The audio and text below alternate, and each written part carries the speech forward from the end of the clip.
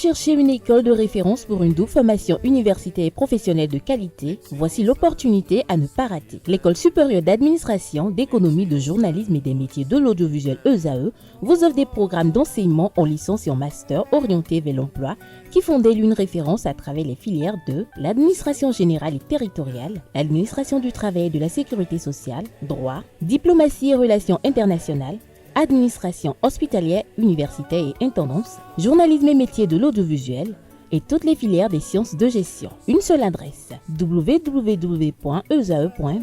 Rendez-vous dès maintenant sur nos campus ESAE Bedjromende au numéro 90 93 65 21 ou au numéro 98 98 14 00. Paracourt sur le numéro 52 46 12 12. Aboumé-Calavi au numéro 52 88 44 44. Akpata au numéro 52 88 33 33. ESAE, l'excellence a un nom. Le bulletin matinal d'information, c'est avec vous, Elvic Ngbeto. Bonjour à vous. Bonjour Atifa. Vous allez bien? Oui.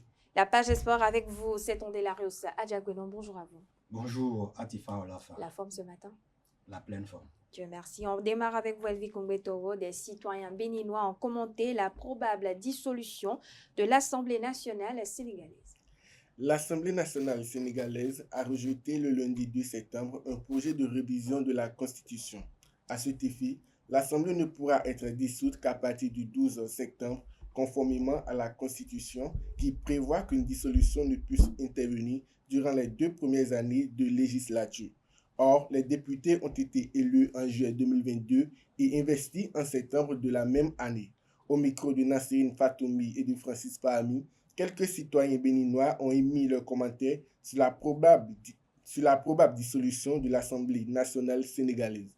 C'était prévisible, en tout cas à mon avis, parce qu'ils n'ont pas la majorité à l'Assemblée. Donc ça va être difficile pour eux de gouverner et surtout de faire passer leurs doléances, c'est-à-dire leur projet de loi, leur projet des finances, tout ça là, ça va être difficile pour eux. Donc nécessairement, soit il faut une cohabitation, soit il faut renverser la vapeur. J'ai eu la chance de suivre un peu les événements à l'Assemblée nationale, qu'on appelle au Sénégal hier nuit. Il y a eu des débats autour, des débats qui vont même loin en disant que le Premier ministre n'a pas encore pu présenter sa ligne 2. Bon, ce qui se passe là, aujourd'hui au Sénégal, vu mon analyse à moi, je me dis que Diomaye Faye, il va droit vers une dissolution de l'Assemblée nationale. Lorsqu'il est arrivé, il n'a pas renouvelé le Parlement jusqu'ici, n'est-ce pas? C'est comme si on a tué un serpent, on a enlevé sa tête et sa queue est restée. Si sa queue est restée, sa queue peut continuer toujours de faire mal. S'il veut changer, dissoudre le Parlement qui est là et reformer un autre Parlement, il a plein pouvoir. C'est lui le président. Le président Bassirou Diomaye Faye, en tout cas selon moi, il ne peut pas disons, dissoudre l'Assemblée là, parce que étant donné que l'Assemblée n'est pas monocolore, je crois très bien que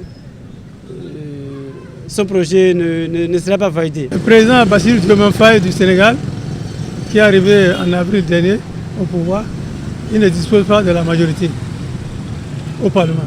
Or, on constate que l'actuel Parlement est un peu hostile à ces actions.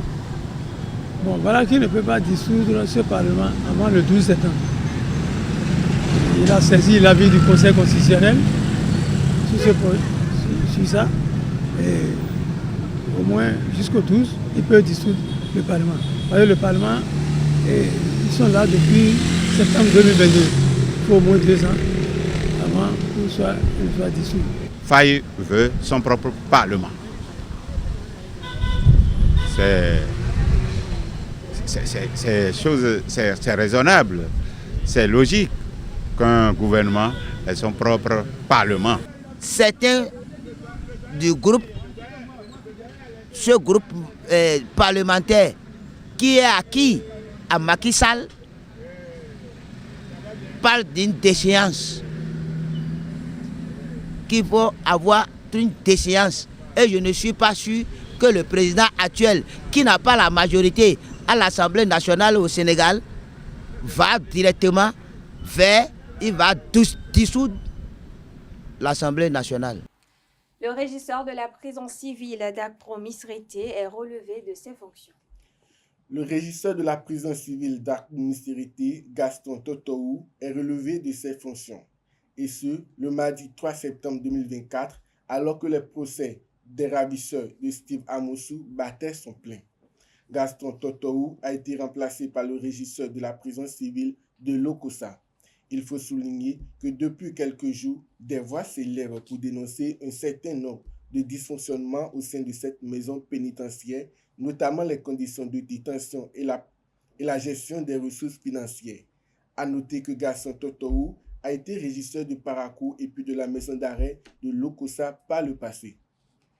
À présent, on va suivre l'ambiance qui règne au niveau des stands de vente de fournitures scolaires.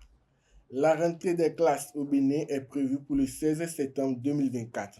En prélude à cette rentrée 2024-2025, une équipe de notre rédaction vous fait vivre l'ambiance qui prévaut dans les stands de vente de fournitures scolaires à Gbedjoumédé. Le reportage est signé Francis Olafam.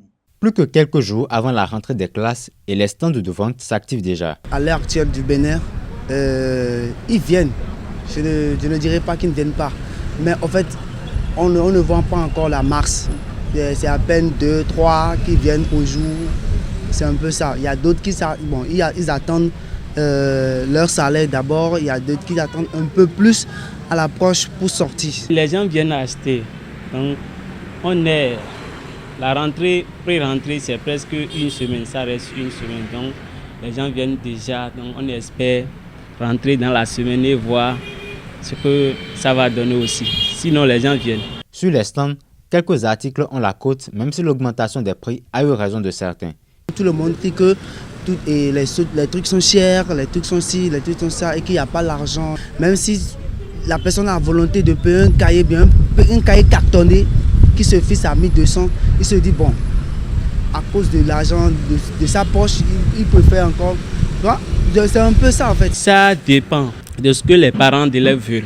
Il y a certains qui viennent acheter seulement des cahiers chez nous et arriver à la maison, ils achètent les livres chez les écoles.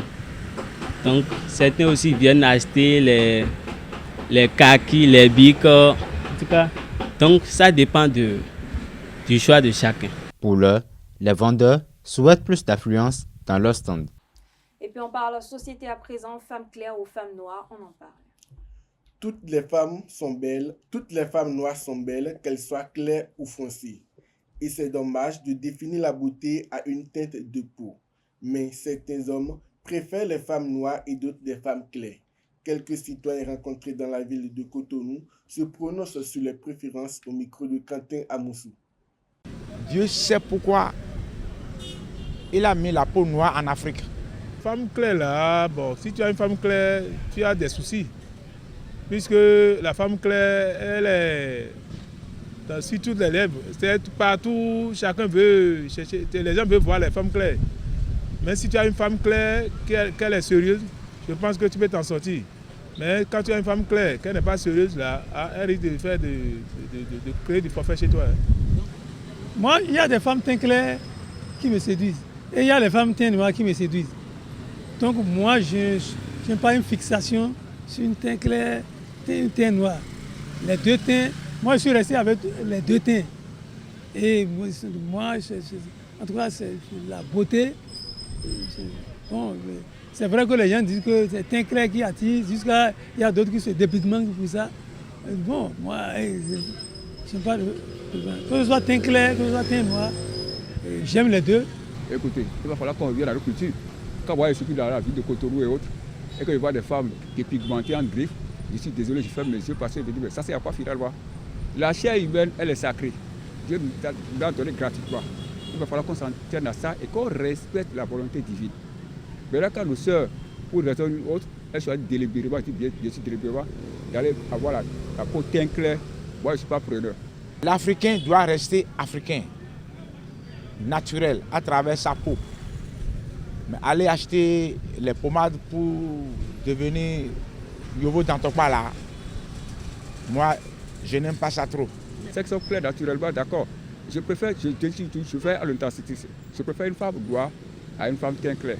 La femme noire, c'est la beauté africaine. Même si elle est vilaine, elle a une beauté, elle a une valeur intrinsèque. C'est ça, la beauté noire. Le bois d'ébène. En France, Michel Barnier succède à Gabriel Attal. La France a son nouveau Premier ministre. Après les différentes consultations, Emmanuel Macron a fini par nommer Michel Barnier pour succéder à Gabriel Attal. Le chef de l'État a demandé à l'ex-commissaire européen de droite de constituer un gouvernement de rassemblement au service du pays. Sa nomination intervient 60 jours après les législatives. Merci à vous, Evik Ongwetoro. Vous restez avec moi. On retrouve juste après ceci, c'est Ondelario Sadjagbenon pour la page des sports.